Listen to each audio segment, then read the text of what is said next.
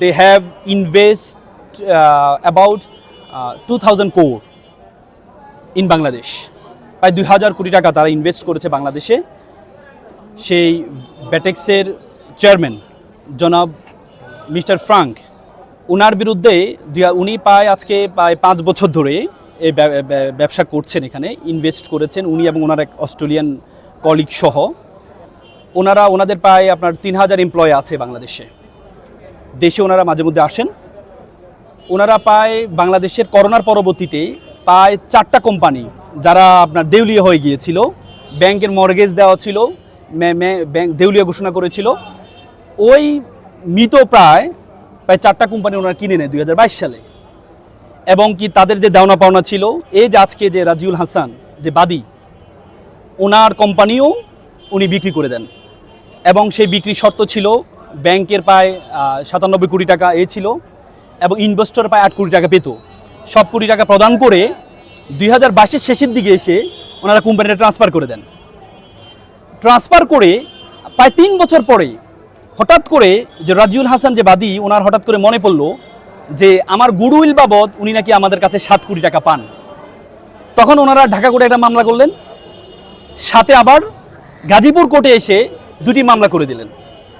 এবং ওনারা যেহেতু বিদেশে থাকেন, ওনাদেরকে ভয় পাওয়ার জন্য ওনাদেরকে একটা এমবার্গো নিলেন, যে মানে বিদেশ গমনে নিষেধাজ্ঞা। তখন ওই দুইজনে, মিস্টার ফ্র্যাঙ্ক অ্যান্ড মিস্টার প্রশান্ত সাক্সিনা, দুজনে দেশের বাইরে ছিলেন।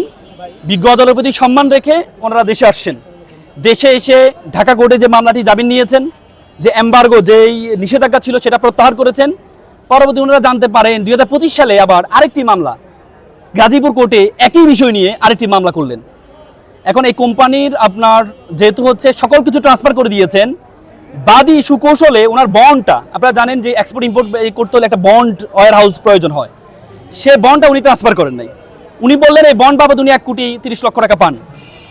আমাদের যে ক্লায়েন্ট মিস্টার ফ্র্যাঙ্ক এবং প্রশান্ত, ওনারা এই টাকাটা পেমেন্ট করে দিলেন, 1,30,00,000 টাকা দিয়ে দিলেন, তারপরে বন্ডটা ট্রান্সফার করে দেওয়ার জন্য। তার মানে এটা দাঁড়ালো যে আমাদের যেই এই বন্ডটার মালিক আমরা। তো সুতরাং আজকে যে কমপ্লেনেন্ট, যে অভিযোগকারী, আমরা যতটুকু শুনেছি অভিযোগকারী এই যে ডিবি হারুনের খুব কাছের মানুষ ছিল, হ্যাঁ। এবং কি তার সাথে আরেকজন যুক্ত হয়েছেন সাবরিনা হচ্ছে আওয়ামী লীগের যে উপদেষ্টা মণ্ডলী ছিলেন, এসটি ইমামের ছেলের বউ।